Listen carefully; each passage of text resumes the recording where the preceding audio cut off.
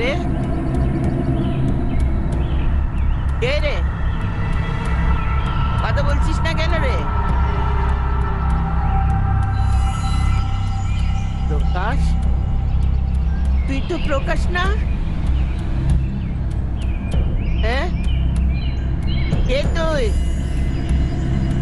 এটা ভাবিস না আমি দেখতে পাই না। সব দেখি আমি। ছাড়বো না তোকে, সবাইকে ডাকবো। কে কে কে? এই চোর, ধর, চুরি করে পালাচ্ছে। এই ধর ধর ধর, চোর চোর।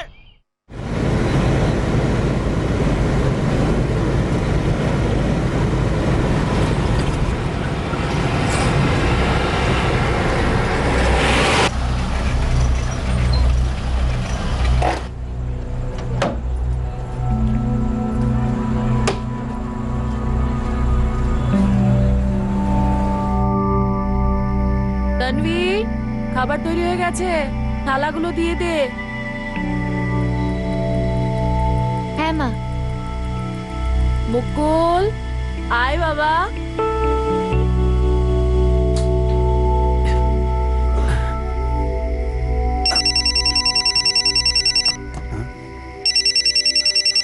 হ্যাঁ প্রকাশ, বল কেমন আছিস? দাদা আমি ঠিক আছি, তুমি কেমন আছো? মা, আর একটু ভাত দে। না না, রাতে এত বেশি খাওয়া ভালো না, ঘুম আসে না, পেটে গুড়গুড় করে। না না না, মার কিছু হয়নি তো। হ্যাঁ, চোর তো পালিয়ে গেছে, বুঝতে পারিনি কে ছিল। মার তো আস্তে আস্তে বয়স বেড়ে যাচ্ছে, তার সঙ্গে আবার চোখে দেখতেও এখন একটু সমস্যা হয়, আর এই গ্রামে তো মার চিকিৎসাও হবে না। প্রকাশ, মাকে এখানে মুম্বাইতে নিয়ে আসি, এখানে কোনো ভালো ডাক্তার দেখিয়ে চিকিৎসা করাই। আমার মনে হয় না মা শহরে আসার জন্য খুব সহজে রাজি হয়ে যাবে। একটা কাজ করি, আমি সোমবারে ওখানে যাই, শনিবার বা রবিবার হলে না আসা সুবিধা হবে। তারপর আমরা তো দুজন কথা বলবো মায়ের সাথে, তারপর মাকে বোঝাবো। ঠিক আছে দাদা, তাহলে সোমবার আমিও ছুটি নিয়ে নিচ্ছি। ঠিক আছে, বুঝলে, ভাবছি যে মাকে এখানে মুম্বাইতে নিয়ে আসবো। কিন্তু মা মানবে? এখানে আসার কথা উঠলে তো মা আসতেই চায় না। তুমি চিন্তা করো না, এবার আমি যে কোনো প্রকারে মাকে রাজি করিয়ে এখানে নিয়ে আসবো। এবার মায়ের জেদ চলবে না। হ্যাঁ, না না, আমি শহরে যাব না। তোমাদের ওই শহর আমার ভালো লাগে না।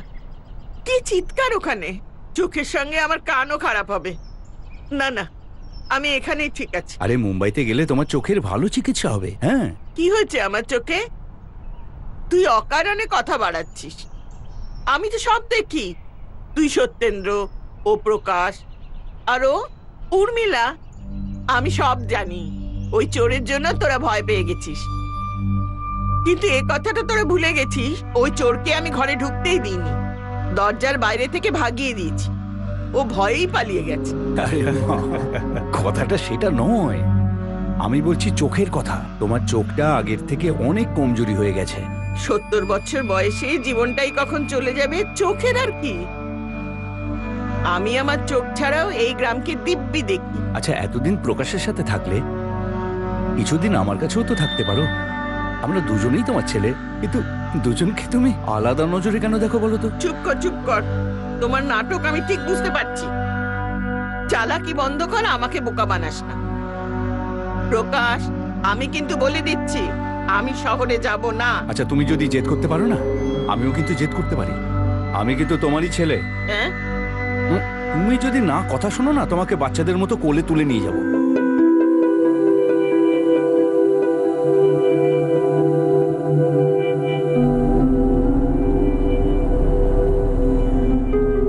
রেণুকা মোড়ের চোখের দৃষ্টি ঝাপসা হয়ে আসছিল, তাই তার বড় ছেলে সত্যেন্দ্র জেদ করে তাকে নিজের সঙ্গে মুম্বাই শহরে নিয়ে আসে, যাতে তার মায়ের চোখের ভালো চিকিৎসা করাতে পারে।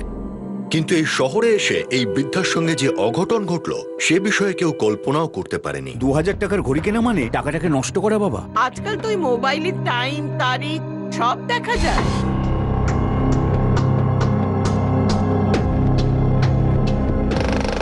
এই, কে রে তুই?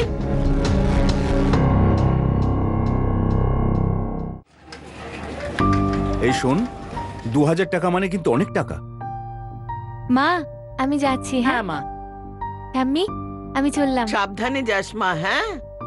বাবা এই 2000 টাকাটাই অনেক কম, এর থেকেও দামি ঘড়ি হয়। আরে বাবা দেখ, এখন আমি, তোর মা, তুই, তানভি সবাই মিলে রোজগার করছি বলে কিছু টাকা বাঁচাতে পারছি। 2000 টাকার ঘড়ি কেনা মানে টাকাটাকে নষ্ট করে ফেলা। তোর মোটামুটি রোজগারটাই তো 3000 টাকা, আর তুই এত দামি ঘড়ি কিনবি? হ্যাঁ, আজকাল তো এই মোবাইলে সব দেখা যায়, টাইম তারিখ সব জানা যায়, তো ঘড়ি পরার কি দরকার? উফ ঠাম্মা, তুমি না বুঝতে পারছো না, কাজ করার সময় তো আমি প্রত্যেকবার মোবাইল দেখতে পারবো না না। আর আজকের যুগে চলতে হলে না এই হাতে ঘড়ি থাকাটা দরকারি। মা তুমি চুপ করো, তোর ঘড়ি চাই না? হ্যাঁ। মনীষা হুম। শোনো, আলমারিতে আমার যে ঘড়িটা আছে না, ওকে দিয়ে দাও তুমি। এমনিতেই তো আলমারিতে পড়ে আছে, আমি আর পড়ি না ওটা। দেখছি আমি। খুব দামি ঘড়ি কিন্তু, একসময় আমি 4000 টাকায় কিনেছিলাম। দেখো বাবা, তুমি নিজে লেকচার দিয়েছিলে আমাকে সঞ্চয় করতে, আর তুমি নিজে 4000 টাকার ঘড়ি কিনেছিলে। আরে তখন ডিসকাউন্ট চলছিল 70%, ওই 1200 টাকা পড়েছিল। আসল দাম ছিল 4000 টাকা।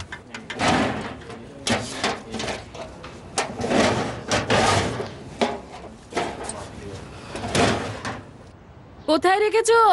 আমি কোথাও দেখতে পাচ্ছি না। কি বলছো তুমি? আরে এখানেই তো ছিল। সব জায়গায় দেখলাম, কোথাও পেলাম না ঘড়িটা। ধরো তো।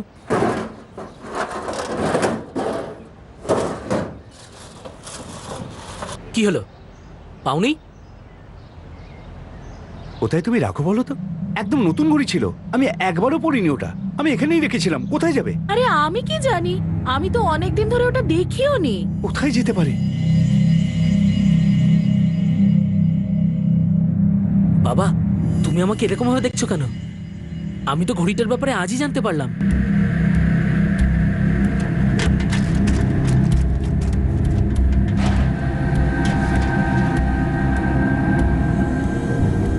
এইভাবে কি করে হারাতে পারে? কত দামি ঘড়ি ছিল। ঘড়িটা চুরি হয়ে যায়নি তো? হতে পারে। তুমি আর মুকুল কাজে বেরিয়ে যাও, তানভি কলেজ, আমিও কাজে চলে যাই। দুপুরে মা একা থাকে বাড়িতে, হতে পারে তো চুরি হয়ে গেছে। আর ঠাকুমা তো ঠিক মতো চোখেও দেখতে পায় না, কেউ যদি এসেও থাকে ঠাকুমা হয়তো তাকে দেখতেও পায় ঠিক না। আছে, যেতে দাও, যেতে দাও, ছেড়ে দাও এই কথাটা। তার উপর মা দরজা খোলা রাখে, হতে পারে আরে যে আমি চোর। বললাম তো, তুমি চুপ করো, ছেড়ে দাও এই ব্যাপারটা। মায়েরটা যদি শোনে তাহলে মায়ের খারাপ লাগবে, তাহলে আবার গায়ে ফিরে যাবার কথা বলবে। এদিক ওদিক কোথাও রাখা আছে হয়তো, ভালো করে খুঁজলে হয়তো পেয়েও যেতে পারি। হ্যাঁ চলো, আমি কাজে যাচ্ছি। হ্যাঁ বাবার ঘড়ির চক্করে পড়ে তো আমার ঘড়িটাই আটকে গেল। মা আমি আসি গো। হ্যাঁ, আর শোন, সাবধানে চালাস তোর এই গাড়িটাকে।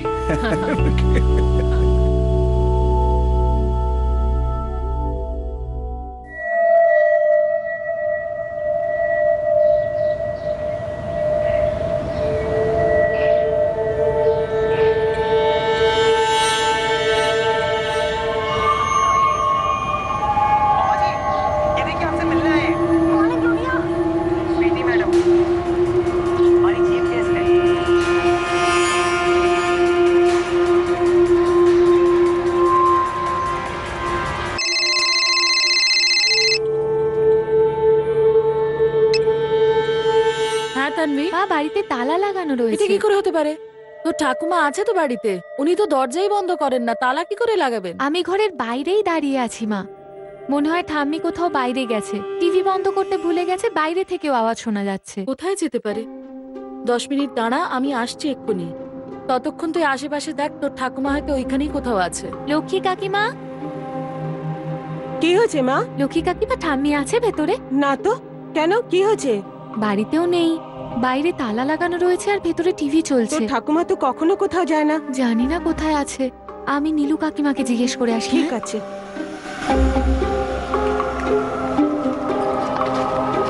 কি হয়েছে? মা ঠাম্মিকে কোথাও পেলাম না।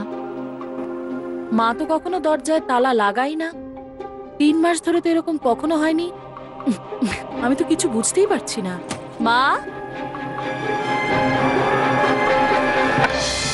ঠাম্মি, और किस तरह से आप लोगों से भी मुलाकात हो गई? आप लोगों ने पहचाना ना मुझे? মা কোনো জিনিস ধরার দরকার নেই, পুলিশকে ফোন করো মা। তানভি, মা, মা, মা।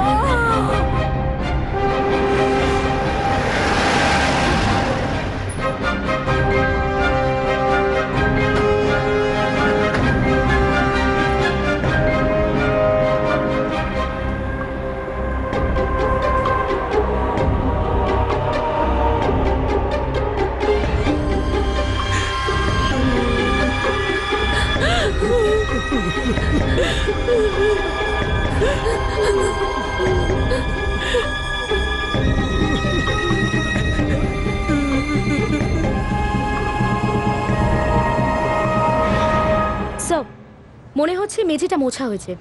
স্যার, আর হয়তো এই শার্টটা দিয়ে মোছা হয়েছে। বাড়ির সবাইকে জিজ্ঞেস করে শার্টটা কার। স্যার, এটা এটা তো আমার শার্ট। ফরেন্সিক ল্যাবে পাঠিয়ে দাও। মেয়েটা যখন বাড়ি ফিরেছিল দরজাতে তখন তালা দেওয়া ছিল। টিভিও চলছিল, বাইরে থেকে আওয়াজ শোনা যাচ্ছিল। মা বাইরে বেরোতো না, খুব বেশি হলে ঘরের বাইরে বসতো কিংবা কাঠে শুয়ে পড়তো। 3 মাস ধরে উনি আছেন আমাদের সঙ্গে। উনি আসার পর আমরা তালা লাগাইনি কখনো। স্যার, দরজায় কোথাও কোনো ড্যামেজ নেই। মনে হচ্ছে খুনি ঘরে জোর করে ঢোকার চেষ্টা করেনি। আপনার মা যখন বাড়িতে একলা থাকতেন দরজা কি খোলা রাখতেন? মা দরজা বন্ধ করে থাকতে পারতেন না সাহেব। সাহেব, আমি এদের পাশের বাড়িতেই থাকি। রেণুকাদি যখন ঘরের মধ্যে একা থাকতো না সাহেব, ও বাইরেই বসে থাকতো। ওর এটা অভ্যেস বাইরে বসে থাকার। আর কেউ যদি ওর পাশ দিয়ে যেত না, তার সাথে জোর করে কথা বলতো। আজকে কি আপনি রেণুকা দেবীকে দেখেছিলেন? না সাহেব, আমি সকাল থেকে কাজেই ব্যস্ত ছিলাম। আপনি বাইরে থেকে এখানে কাউকে আসতে বা এখান থেকে কাউকে বাইরে যেতে দেখেছিলেন? না সাহেব, আমি কাজ নিয়ে এতই ব্যস্ত ছিলাম যে আমি খেয়ালই করিনি। আপনাদের মধ্যে কেউ কোনো চেঁচামেচির আওয়াজ শুনেছিলেন? না স্যার, তোমার কাছে বাড়ির চাবি ছিল না? না, তখন থেকে ঠাম্মি আমাদের সাথে থাকে, আমি চাবি নিয়ে যাই না। কটা চাবি ছিল মোট? 2টো, একটা মায়ের কাছে থাকে আর একটা ঘরের তালার সাথে থাকে। মানে যে তালা লাগিয়েছে সে চাবি সাথে করে নিয়ে গেছে।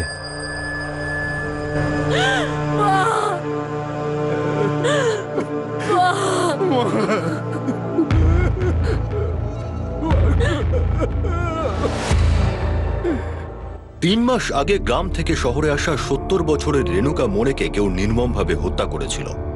এই মার্ডার কেস মুম্বাই ক্রাইম ব্রাঞ্চের কাছে একটা চ্যালেঞ্জে পরিণত হয়েছিল। এই কেসের সঙ্গে অনেকগুলো প্রশ্ন জড়িয়েছিল, কিন্তু উত্তর ছিল অনেক কম। সবচেয়ে বড় সমস্যা এলো এই হত্যার কারণ অনুসন্ধান করতে গিয়ে। বৃদ্ধা রেণুকা মোড়ের চোখের দৃষ্টির মতোই এই কেসের পিছনের উদ্দেশ্যও ঝাপসা মনে হচ্ছিল। প্রথমে ভিকটিমের শ্বাসরোধ করা হয়েছে, তারপর কোনো ধারালো অস্ত্র দিয়ে গলাটা কাটা হয়েছে। আমরা ওখানে কোনো মার্ডার ওয়েপন পাইনি। খুনি হয়তো সাথে করে নিয়ে গেছে ওটা। আচ্ছা, মৃত্যুর টাইমিংটা কি? বডি পাওয়ার 3-4 ঘন্টা আগে হবে। 3 থেকে 4 ঘন্টা আগে। আমরা ওখানে পৌঁছায় 3:25, মানে 11টা থেকে 12:30টার মধ্যে। হ্যাঁ স্যার, স্বামী স্ত্রী দুজনেরই বক্তব্য এখান থেকে কিছু চুরি যায়নি। শুধু ওই তালার চাবিটা ছাড়া। Right sir. পরিবারটা তো মনে হয় না বড় লোক। আমার তো মনে হয় না খুনি চুরি করার উদ্দেশ্যে বাড়িতে ঢুকেছিল। হতে পারে স্যার, কিন্তু খুনি আলমারি নিশ্চয়ই খুলেছিল, কাপড় জামাও এদিক ওদিক করেছিল। কিন্তু ও কিছু চুরি করেনি, হয়তো ও কোনো বিশেষ জিনিস খুঁজছিল।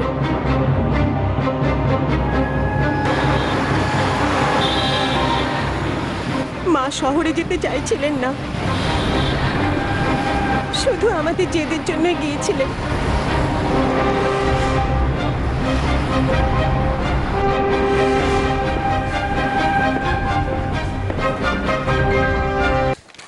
স্যার, দুজনের ব্লাড গ্রুপই ম্যাচ করছে।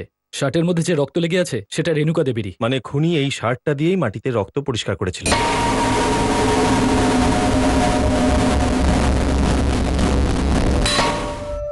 পরিষ্কার বোঝা যাচ্ছে খুনি টিভির সাউন্ড জোরে করেছিল যাতে ভিকটিমের চেঁচামেচির আওয়াজ কেউ শুনতে না পারে। স্যার, সত্যেন্দ্রবাবুর বক্তব্য মায়ের দৃষ্টি দুর্বল, উনি দিনের বেলা ভালো করে দেখতে পেতেন না। হয়তো খুনি ওই ব্যাপারটা জানতো। ও ভেবেছিল সহজেই বাড়ির ভেতরে ঢুকতে পারবে আর নিজের কাজ করে বেরিয়ে যেতে পারবে। রেণুকা দেবী হয়তো ওকে বাধা দিতে গেছিল, ওদের মধ্যে হাতাহাতি হয়, আর এই হাতাহাতিতে রেণুকা দেবীর মৃত্যু হয়। সবচেয়ে অদ্ভুত ব্যাপার এটা স্যার, খুনি দরজার বাইরে তালা লাগিয়ে পালিয়ে যায় আর মেঝেও পরিষ্কার করে যায়।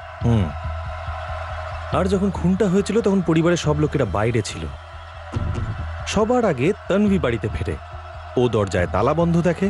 ও তার মাকে বলে, শোনো, কাল তন্বীকে এখানে ডাকো, এই খুনের তদন্ত আবার শুরু করি, হয়তো কোনো ক্লু ছেড়ে গেছে।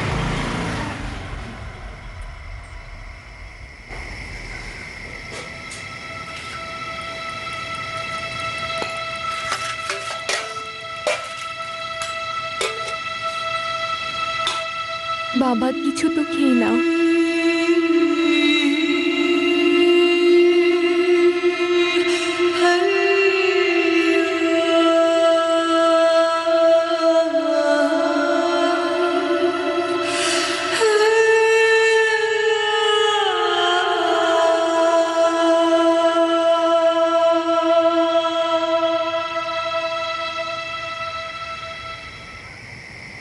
মা, ক্রাইম ব্রাঞ্চ থেকে ফোন এসেছিল, কালকে ডেকেছে। স্যার, আমি কলেজে ফার্স্ট ইয়ারে পড়ি। তুমি কলেজ থেকে বাড়িতে ফেরো, বাড়িতে খাবার খেয়ে তারপর কাজে চলে যাও।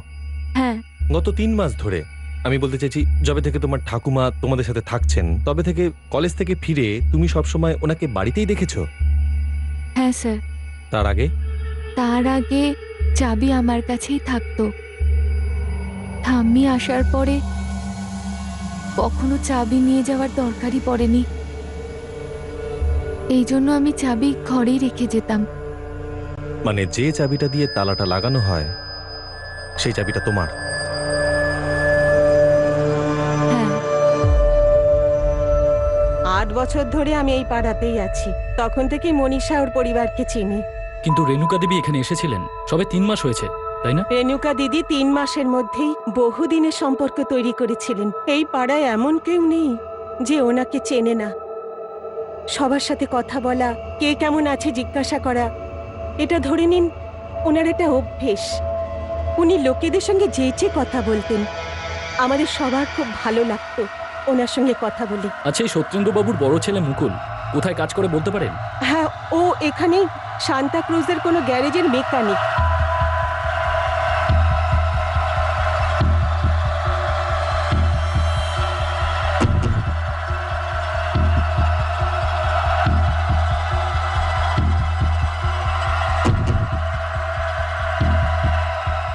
এখানে তালা সবসময় এখানেই থাকে আর চাবিটা তার ভেতরে। কিন্তু গত 3 মাস ধরে তালা লাগানোর প্রয়োজনই হয়নি। আচ্ছা, আপনি আপনার মায়ের চোখের চিকিৎসা কোন হাসপাতালে করাচ্ছিলেন? আমি ওই স্টেশনের পাশে যে সরকারি হাসপাতাল আছে সেখানে।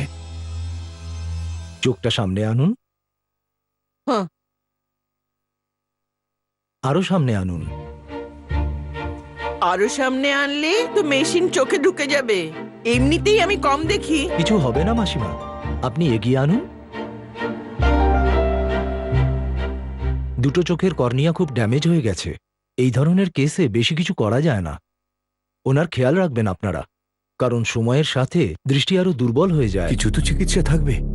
মাকে গ্রাম থেকে সেই কথা বুঝিয়েই এখানে এনেছি। একটাই রাস্তা আছে, ট্রান্সপ্ল্যান্ট করতে হবে।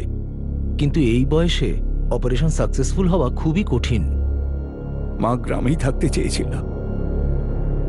শহরে আসা মা পছন্দ করতো না, কিন্তু আমি জিদ ধরেছিলাম। মাকে প্রায় জোর করে এখানে এনেছিলাম। এত বছর ধরে উনি কি আপনার সঙ্গেই ছিলেন? আগে হ্যাঁ স্যার।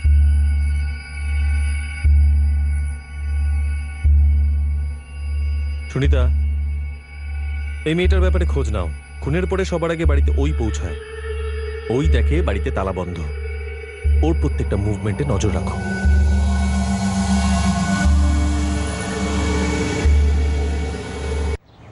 স্যার, এই মুকুল স্টেশনের কাছে কাবরার গ্যারেজে কাজ করে। 12 পর্যন্ত পড়েছে, খুব সৎভাবে কাজ করে স্যার। সন্দেহ করার মতো কিছু? স্যার, ছেলেটার একটু শকটক আছে, কিন্তু সন্দেহ করার মতো কোনো ব্যাপার নেই। এরকম ব্যাপারগুলো সামনে থেকে কিন্তু বোঝা যায় না, খুঁজে বার করতে হয়। যখন খুনি ভেতরে ঢোকে দরজাটা খোলা ছিল, আর যাওয়ার সময় বাইরে তালা লাগিয়ে দেয়। পুরো চান্সেস আছে যে এর মধ্যে বাড়ির কেউ জড়িত আছে। দাদা, পুলিশ থানায় ডেকে পাঠিয়েছে, কথা বলবে বলছিল।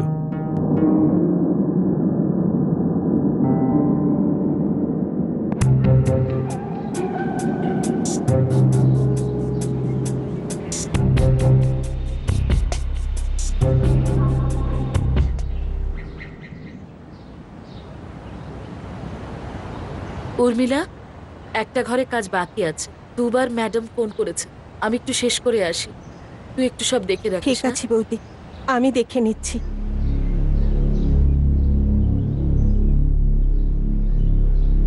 হ্যাঁ স্যার, আমরা দুই ভাই মিলে ঠিক করেছিলাম মাকে শহরে নিয়ে আসার কথা। কিন্তু আপনার মা এতে খুশি ছিলেন না। মার শহরের পরিবেশ পছন্দ ছিল না।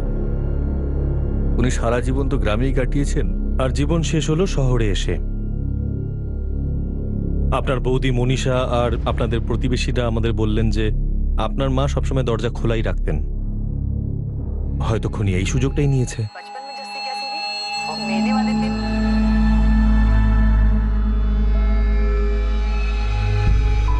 मेरे कहने का मतलब है कि मेले वाले दिन से पहले वो पास से तूफान की थी। सच्ची में अब यकीन नहीं करोगे कि तूफान में थी एकदम। वो ये ऐसे कैसे नहीं थी, सबूत है जी मेरे पास। ये देखो जी, जस्सी और बेबे उनके बर्थडे पे जस्सी सुपरमैन बन के खड़ी है। আমি এটা জানতে চাইছি যে সত্যেন্দ্রর কি অপছন্দ ছিল আপনার মায়ের এখানে আসাটা? পছন্দ ছিল না মানে? মানে এটাই যে সত্যেন্দ্রর আপনার মায়ের সাথে কোনো মতভেদ ছিল, আপনার সাথে কোনো ঝামেলা ছিল, কোনো ঝগড়া ছিল গ্রামের জমি নিয়ে বা গ্রামের বাড়িটা নিয়ে? না না স্যার, আমার দাদা মোটেও এরকম নয়। মাকে তো দাদা খুব ভালোবাসে। 20 বছর ধরে দাদা শহরে রয়েছে, আমার থেকে বেশি রোজগার করে। প্রতি 3 মাস অন্তর কোনো কারণ ছাড়াই মাকে টাকা পাঠাতো, যাতে গ্রামে মার চিকিৎসা খুব ভালো করে করাতে পারি। স্যার, আমরা দুজনেই মাকে খুব ভালোবাসতাম। আর সেই জন্য দাদা নিজে বলেছিল যে মাকে শহরে নিয়ে আসবে আর এখানে এনে চিকিৎসা করাবে। হ্যাঁ সুনিতা বলো। তানভীর সমস্ত ডিটেলস বের করেছি স্যার। ওর বন্ধুদের সাথেও কথা বলেছি, কিন্তু সন্দেহ করার মতো কিছু পাইনি স্যার। পড়াশোনায় খুব ভালো তানভী, আর পার্ট টাইম জবও করে, যাতে ফ্যামিলিকে একটু হেল্প করতে পারে। খুব সিনসিয়ার স্যার, আর বয়ফ্রেন্ড টারফ্রেন্ডের কোনো চক্করও নেই। ঠিক আছে স্যার, সত্যেন্দ্রবাবুর ছেলে মুকুলের ব্যাপারে জিজ্ঞাসাবাদ করলাম। গ্যারেজের মেকানিক, একটু আলাদাভাবে থাকতে পছন্দ করে, কিন্তু বাজে অভ্যেস নেই। ওর মালিকও আমাকে বললো খুব ভালোভাবে কাজ করে ও। সত্যেন্দ্র, মুকুল, তন্বী আর মনীষা সবার ব্যাপারেই ভালো খবর পেলাম, কিন্তু আমরা শুধু সত্যিটা শুনব।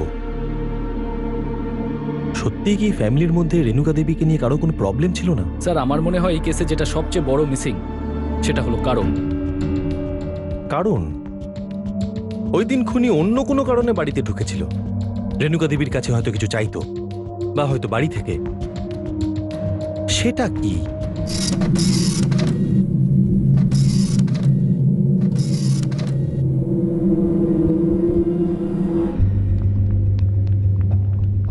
স্যার, কারোর ফোন রেকর্ড থেকে কিছুই সন্দেহ করার মতো পেলাম না। ওনার ফোন রেকর্ডস ওনার বয়ানের সাথে এক্স্যাক্ট ম্যাচ করে? হ্যাঁ স্যার। তনভীর বক্তব্য হলো 2:15 নাগাদ ও বাড়িতে পৌঁছেছিল। বাড়িতে পৌঁছে দেখলো দরজায় তালা লাগানো। ও তখন ওর মাকে ফোন করলো। এটা ওর ফোন রেকর্ড থেকে ভালো করে জানা যায়। আর তনভীর ফোন করার 15 মিনিটের মধ্যেই ওর মা বাড়ি পৌঁছে যায়। মা তো কখনো দরজায় তালা লাগাই না। 3 মাস ধরে তো এরকম কখনো হয়নি। ওর মা কোথায় গেছিল? উনি সান্টা ক্রুজে দীপিকা সোনি নামে কারোর একজনের বাড়িতে কাজ করছিলেন। উনি ওনার মাকে ফোন করে 2:15 সময়, আর তার ঠিক 10 মিনিট আগে মানে 2:05 ওনার এই নাম্বারটার সাথে কথা হয়। এই নাম্বারটা কার? জুয়েলারি শপের মালিকের নাম্বার স্যার, যেখানে তানভী কাজ করে। এই নাম্বারের ডিটেলস বার করিয়েছি আমি। স্যার, রঘুরাম যাদব নামের ওনারের। আমি ওনার সাথে কথাও বলেছি। উনি বললেন যে তানভী ওনাকে ফোন করেছিলেন এটা বলতে যে তানভীর আসতে হয়তো একটু দেরি হবে, কারণ ওর বাড়িতে তালা লাগানো। আমরা ভুল ট্র্যাকে যাচ্ছি না তো? হতে পারে এই কেসের সাথে তনবীর কোনো সম্পর্ক নেই। এটা শাশুড়ি বউয়ের মধ্যে ঝামেলা। মনীষা তার স্বামী এবং বাচ্চার বেরোনোর পর সবশেষে বাড়ি থেকে বেরোয়। হতেই পারে এর মধ্যে শাশুড়ি বউয়ের ঝামেলা হয়েছিল। আর তাছাড়াও মাত্র 3 মাস ধরে এরা দুজনে একসঙ্গে থাকছিল। সত্যেন্দ্র না হোক, কিন্তু হয়তো মনীষার ও শাশুড়ির সংসারে আসাটা এভাবে পছন্দ হয়নি। কিন্তু মা মানবে? এখানে আসার কথা উঠলে তো মা আসতেই চায় না। হতে পারে মনীষা তার শাশুড়িকে খুন করেছে, আর এই কাজে নিজের মেয়ে তনভী সাহায্য নিয়েছে। কিন্তু স্যার, তানভীকে ফোন করার 15 মিনিটের মধ্যেই মনীষা বাড়ি ফিরে এসেছিল। আর যখন তানভী ফোন করেছিল তখন মনীষা সান্টা ক্রুজেই কোথাও একটা কাজ করছিল। আর এই কথাটা আমি ভেরিফাইও করেছি দীপিকা সোনিকে দিয়ে, যার বাড়িতে ওই মুহূর্তে মনীষা কাজ করছিল। সবার উপরেই তো সন্দেহ হচ্ছে, কিন্তু শিওর হওয়া যাচ্ছে না। স্যার, হতে পারে এই মার্ডারটা বাড়িতে হয়েছে, কিন্তু এটাও তো হতে পারে এই মার্ডারের পেছনে বাড়ির কোনো সদস্যের হাত নেই। তবে কার হাত হতে পারে? একটা ক্লু দরকার। কি এমন কারণ থাকতে পারে যার জন্য 70 বছরের একজন বৃদ্ধা কিভাবে মারা হলো?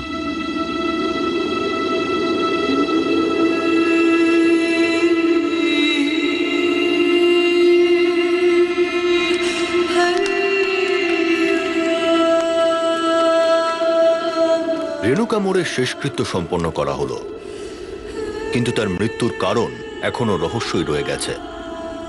কেনই বা তাকে হত্যা করা হয়েছিল? কে করেছিল এই জঘন্য অপরাধ?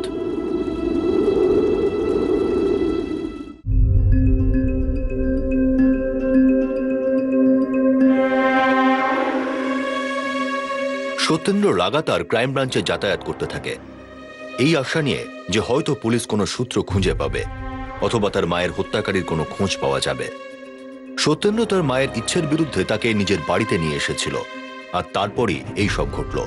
এই ভাবনা তাকে মনের ভিতরে তাড়িয়ে নিয়ে বেড়াতো, একটা বোঝার ভার অনুভব করত সে।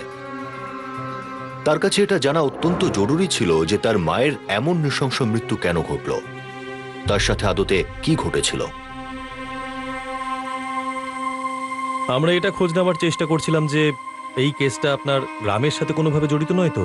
স্যার আপনি এরকম কেন ভাবছেন? আপনার ভাই প্রকাশ আমাদের বলেছেন যে আপনি যখন আপনার মাকে এখানে নিয়ে আসেন তার কয়েকদিন আগেই আপনার গ্রামের বাড়িতে চোর ঢুকে পড়েছিল। কে কে রে? চোর? হ্যাঁ চোর, ধর ধর ধর, চোর চোর পালাচ্ছে, চোর। হ্যাঁ স্যার, এই ঘটনার কথা প্রকাশ আমাকে ফোন করে জানিয়েছিল। গত সপ্তাহে মাকে এখানে আমি নিয়ে এসেছি। এই কেসে একটা ব্যাপার আমার আশ্চর্য লাগছে, খুনি বাড়ির বাইরের দরজায় তালা বন্ধ করে, তালা টিভির পাশে রাখা ছিল। হতে পারে কেউ চুরির উদ্দেশ্যে ভেতরে ঢুকেছিল, আর ঠিক যেমনটা আপনার গ্রামের বাড়িতে ঘটেছিল, আপনার মা চোর তাড়ানোর জন্য চিৎকার জোরে, আর চোর নিজেকে বাঁচানোর জন্য আপনার মাকে খুন করে। চোর? স্যার আমার বাড়িতে আর কি পাবে ওরা? সেটা চিন্তা করেই আমরা এই পয়েন্টের উপর বেশি জোর দিইনি, কিন্তু এখন আমরা সমস্ত সম্ভাবনার উপরেই কিন্তু গুরুত্ব দেব। আপনি শিওর তো যে আপনার বাড়ি থেকে কিছু খোয়া যায়নি? বাড়ির সমস্ত জিনিস ভালো করে চেক করেছেন? সব জিনিস তো একই আছে, যেমনটা ছিল। আমার বাড়ি থেকে আর কেউ কি পেতে পারে বলুন?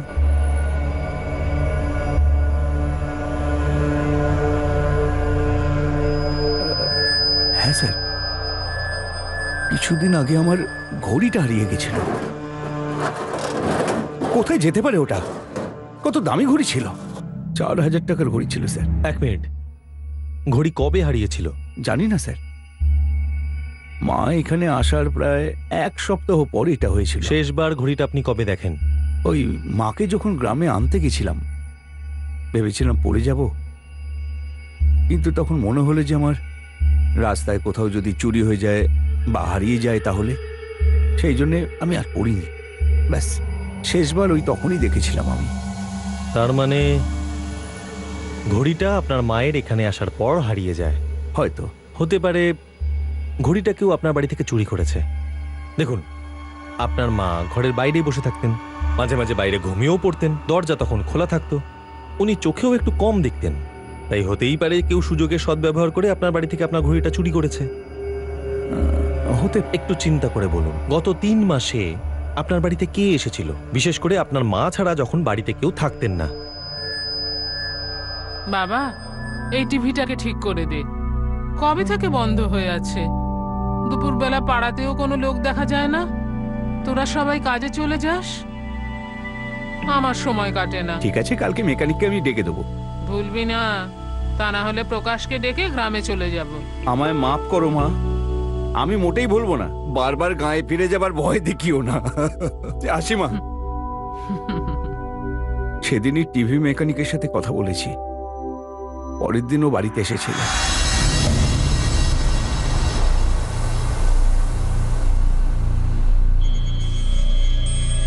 মাসিমা, সত্যেন্দ্র মোড়ের বাড়ি কি এইটাই? ওই টিভি রিপেয়ার করাচ্ছিল। হ্যাঁ হ্যাঁ, এসো এসো। কিছু করো এটার, না কিছু বলে না ঠিক করে চলে। কে এসেছে মা? আরে ও, তুমি এসেছো? হ্যাঁ। এই দেখো তো টিভিটার কি হয়েছে, ঠিক করেই তারপর যাবে।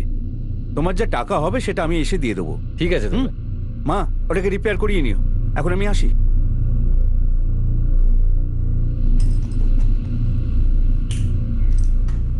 বাবা, কত সময় লাগবে? মাসিমা, আগে দেখতে তো দিন কি সমস্যা হচ্ছে, আগে দেখি তো ভালো করে। মা, আমি আসছি। হ্যাঁ,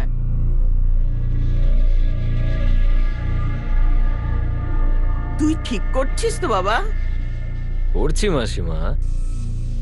কি জানিস তো, আমি ঠিক করে দেখতেই পাই না, কিন্তু সব শুনতে পাই। ওই টিভির আওয়াজ একদম ঠিক করে দিস। রাতে যখন বাড়ি ফিরেছিলাম দেখলাম যে টিভিটা একদম ঠিকঠাক চলছিল।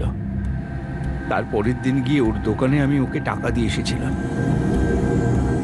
স্যার, আমার মনে পড়ছে এই ছেলেটাই একমাত্র মা আসার পর আমাদের বাড়িতে এসেছিল।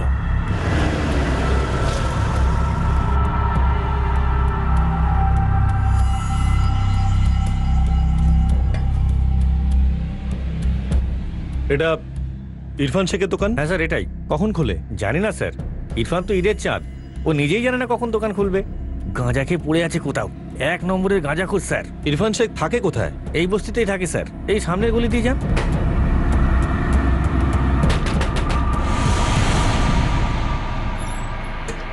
ইরফান শেখ এখানেই থাকে? হ্যাঁ সাহেব। এখন কোথায় আছে? জানি না সাহেব, কিছুতে বলেই যায় না। আচ্ছা, বলতে পারবে যে এখন ওকে কোথায় পাবো? আগে না সাহেব, সকাল সকাল বেরিয়ে যায় আর অনেক রাত করে ফিরে। নিজের মর্জিতেই চলে সব সময়। 1 নম্বরের গাঁজা করছে। গাঁজা খাওয়াটা শ্বাস নেওয়ার মতোই প্রয়োজনীয়, আর এইসব শখ পূরণ করার জন্য চারিদিকে চুরি করে বেড়ায়, এমনকি নিজের বস্তির লোকেদের পর্যন্ত ছাড়েনি। সবাই বলে স্যার, ইরফানকে বাড়িতে টিভি সারানোর জন্য ডাকা মানে খাল কেটে কুমির আনা। কিছু বলতে পারবি এখন ওকে কোথায় পাবো? হ্যাঁ স্যার। বস গাড়িতে।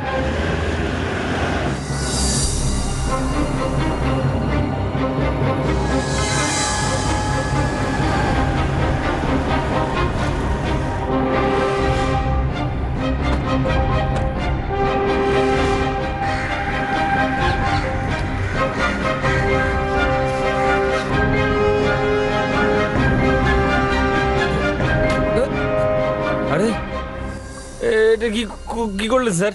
কি কি সমস্যা? এত কষ্ট করে মালটা জোগাড় করেছিলাম, আর আমি নিজের জন্য করি, ধান্দা ধরি না করি আমি। তোর ধান্দা তো টিভি রিপেয়ারিং এর, কিন্তু তুই আজকাল তো দোকানই খুলিস না। আমার দোকান আমার মর্জি, যখন খুশি বন্ধ রাখবো। আপনার কি প্রবলেম স্যার? থানায় চল আমাদের সাথে, তারপর তোকে বলছি যে প্রবলেম কি হয় আর ব্যথা কাকে বলে। আরে এরকম ধরে কোথায় নিয়ে যাচ্ছেন স্যার? ইরফান শেখ একজন টিভি মেকানিক, যে একবার টিভি রিপেয়ার করার জন্য সত্যেন্দ্রর বাড়িতে এসেছিল। সে এখন এই কেসের মুখ্য সন্দেহভাজন ছিল। ক্রাইম ব্রাঞ্চের কাছে এখনো পর্যন্ত তার বিরুদ্ধে কোনো প্রমাণ ছিল না, শুধু সন্দেহ ছিল। সন্দেহের তীর কি এবার সঠিক লক্ষ্যে পৌঁছতে পারবে?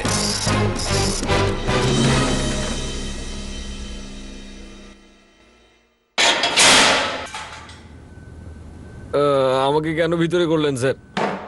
আমি কি করেছি? গত 1 মাস ধরে তোর ফোনটা বন্ধ। আরে আমার বউ কি কোনো কমপ্লেন করেছে নাকি স্যার? হ্যাঁ, আমার ফোন বন্ধ, তাতে কার কি প্রবলেম হয়েছে? আরে প্রিপেড স্যার, ব্যালেন্স শেষ, তাই কথাও শেষ। একটু রিচার্জ করলাম। একটা কথা এবার কানে ঢোকা। এই তোর ফোন রেকর্ডস। জানুয়ারি 3 তারিখ তোর ফোন অন হয়। লোকেশন ছিল সত্যেন্দ্র মোড়ের বাড়ির আশেপাশে, যেখানে কয়েকদিন আগে তুই টিভি রিপেয়ার করতে গেছিলি, আর 3 তারিখ আবার গেছিলি। ঠিক বলছি কিরে?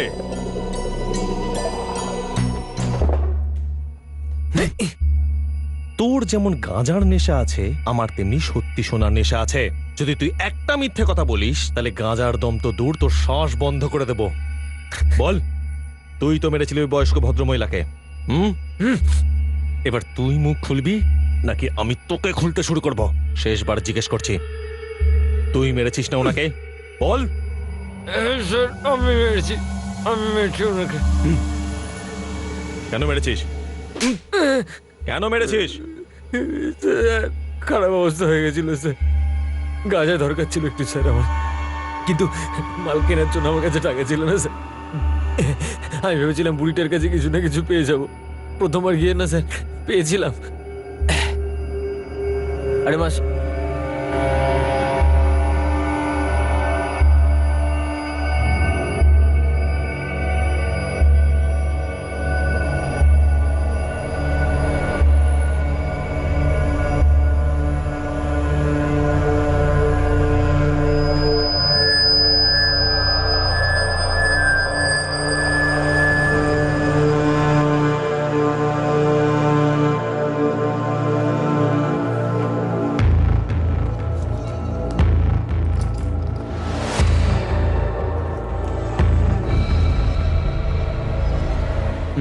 বুড়িটা বেচার পর কয়েকদিনের বন্দোবস্ত হয়ে গেছিল স্যার, কিন্তু কয়েকদিন পর আবার অবস্থা খারাপ হয়ে যায়। আমার খুব কষ্ট হচ্ছিল স্যার, গাঁজা দরকার ছিল আমার, কিন্তু মালটা কেনার জন্য টাকা ছিল না স্যার আমার কাছে।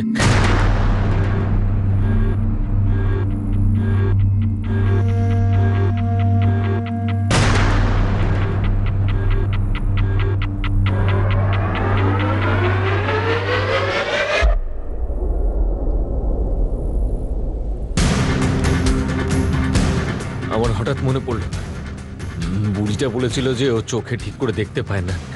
আমি ভেবেছিলাম আগের বারের মতোই খুব সহজে হাতটা মেরে নিতে পারবো। ওই সময় আমি গাঁজা ছাড়া আর কিছুই ভাবতে পারছিলাম না স্যার।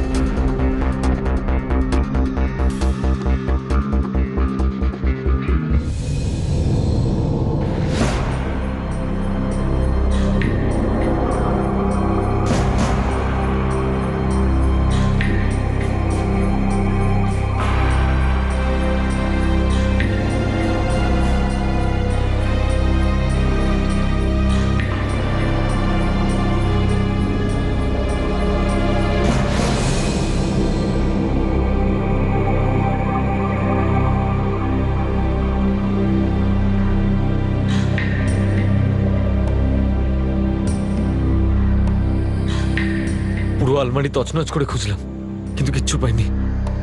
মাথাটা গরম হয়ে যাচ্ছিল আমার।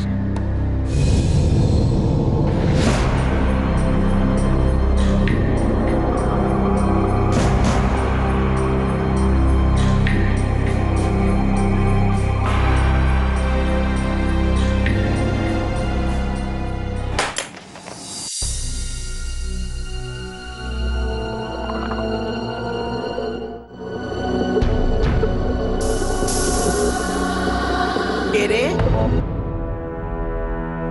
বল, কে তুই? কে তুই? আমি জানতাম বুড়িটা ঠিক করে দেখতে পায় না।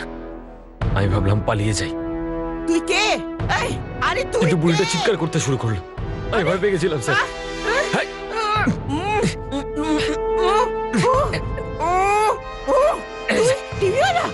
তুই ইরফান? আমার এটা মাথাতেই আসেনি যে কাছে গেলেও আমাকে চিনে নিতে পারে। আমি আরো ভয় পেয়ে গেলাম স্যার। তুই আবার চুরি করতে এসছিস?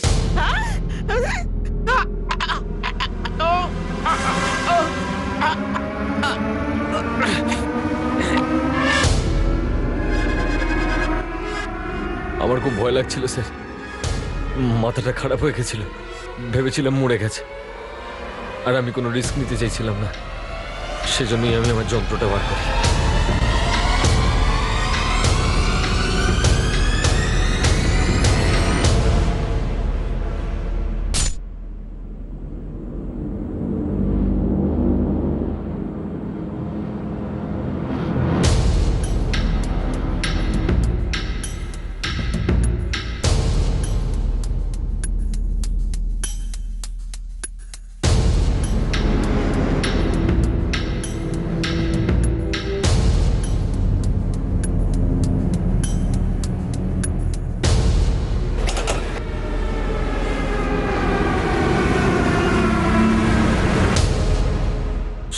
সব উল্টো হয়ে গেল স্যার, টাকাও পেলাম না, আর উল্টো দিকে লোচাটাও হয়ে গেল।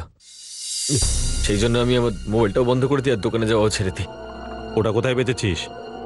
ওটা একটা দোকানে বিক্রি করে দিয়েছি স্যার, 900 টাকা পেয়েছিলাম।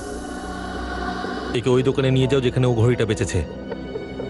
একটা প্রমাণ আমাদের হাতে থাকবে। তারপর দোকান থেকে ফিরে আসার পর ওর শরীরের পার্টস খুলে মেরামত করা হবে। স্যার, স্যার, জানি না প্রকাশ, আমার বারবার মনে হচ্ছে যে যদি আমি মাকে এখানে আনার জেদ না করতাম তাহলে হয়তো এমনটা হতো না। দাদা, তুমি নিজেকে দোষ দিও না। তুমি তো জানতে না যে এরকম কিছু একটা ঘটবে। আর কে ভেবেছিল যে এরকম কিছু ঘটতে চলেছে? দেখো না, আমাদের বাড়িতেও যখন চোর এসেছিল তখনও তো এরকম কিছু ঘটতে পারতো না। দাদা, দাদা দেখো, নিজেকে সামলাও। তুমি সবসময় নিজের দায়িত্ব পালন করেছো, আর মার জন্য যা কিছু করা সম্ভব তুমি সব কিছু করেছো দাদা।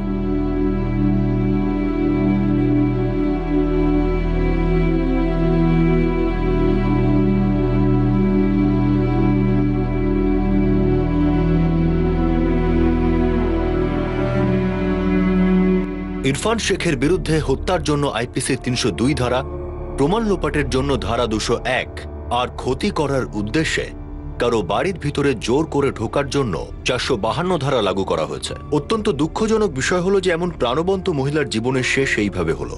দুঃখ সেই দুই ভাই সত্যেন্দ্র আর প্রকাশ আর তাদের পরিবারের জন্য হয় বইকি, যারা তাদের মায়ের দেখাশোনায় কোনো খামতি রাখত না, সব সম্ভাব্য উপায়ে তার খেয়াল রাখত, আর যাদের এখন তাদের মায়ের শূন্যতা সবসময় কষ্ট দেবে। ইরফান এই মুহূর্তে আইনি হেফাজতে রয়েছে, আর সে পিছনে ফেলে রেখে গেছে তার নিঃসহায় স্ত্রী আর সন্তানকে, যারা আগে থেকেই তার নেশার প্রবণতা আর পরিবারের প্রতি দায়িত্বজ্ঞানহীনতার কারণে অশান্তিতে ছিল। আমি অনুপ সোনি আপাতত আপনাদের থেকে বিদায় নিচ্ছি। আবার দেখা হবে পরবর্তী এপিসোডে, আর পর্দা ফাঁস হবে আরো একটা অপরাধের। ততক্ষণ সতর্ক থাকুন, সুরক্ষিত থাকুন, আর দেখতে থাকুন ক্রাইম পেট্রোল সতর্ক। শিক্ষা একজনের, জ্ঞান আমাদের সবার। জয় Hind. For more updates, subscribe to our channel, click the show links and enjoy watching the videos.